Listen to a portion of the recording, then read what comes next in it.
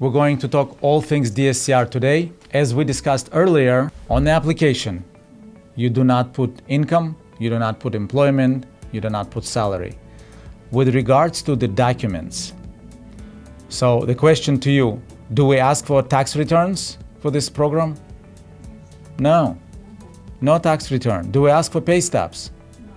No. Okay, no job, no pay stubs, no W-2, no tax return. Okay?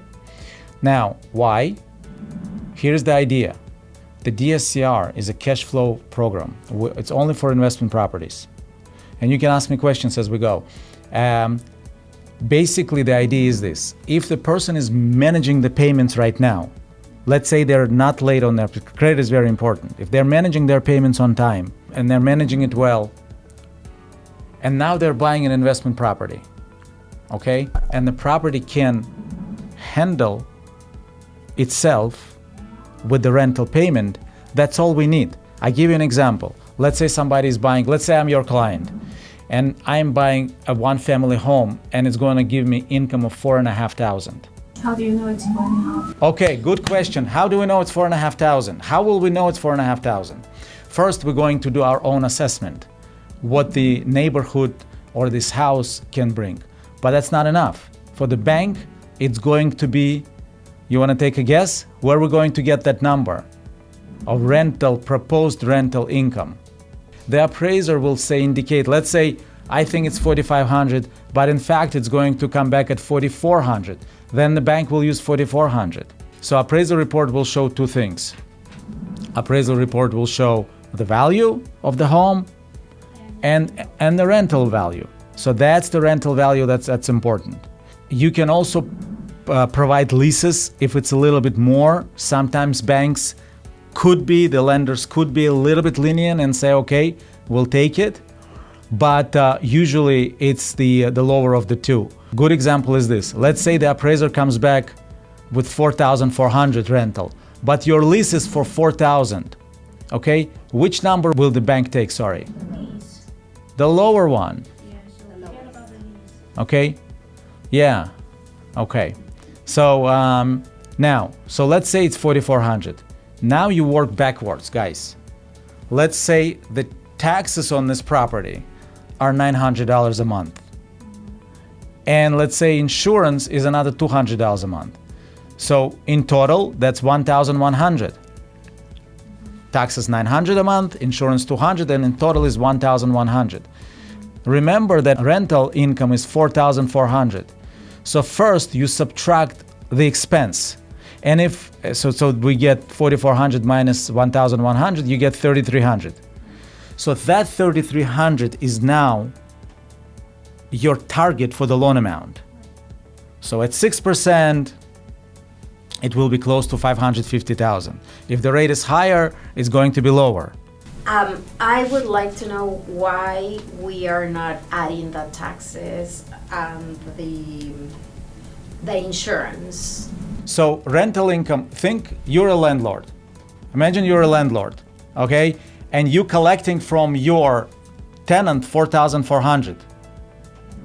But you have to pay taxes to the government from this 4,400. You have to pay the insurance company for the insurance premium. So you only will be left with 3,300. Right.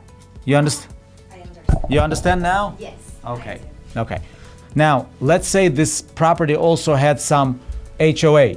You know what HOA is? Yes. Homeowner Association. Let's say there was additional $300. Then you have to take it away as well. Okay? All the expenses as a landlord that you incur, you have to take away. Don't worry about like utilities and that stuff. That's not part of this. Okay? Now you're left with just 3,300, and that's all you need to qualify.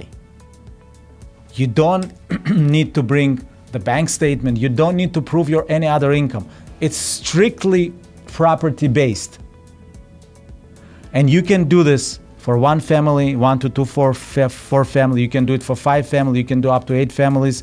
You can do for condo co-ops. You can't. Condos are okay. You can do it for mixed-use properties. We can apply this. We can apply this rule.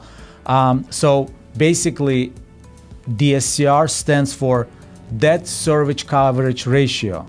So as long as we cover the rent, we're okay. As long as we cover expenses with the rent, we're okay. Now, some banks are even more aggressive. Guys, listen to this. They will go with the rental which is below your expenses.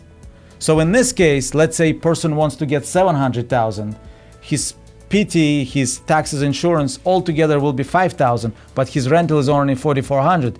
Some banks will still do it with higher rates. Now, we have here in the audience someone who came from a retail bank. She's very surprised, and I understand why. But yes, here in the wholesale, in the mortgage broker world, this is 101. We do this every day, all day long. Okay? Now, this is only a basic video. There are, by the way, just so you know, there will be, for many programs, there will be reserves required for this program. So assets are important. Credit is important because the bank is taking a risk. They don't know what the income is going to be for this person. They're taking a risk.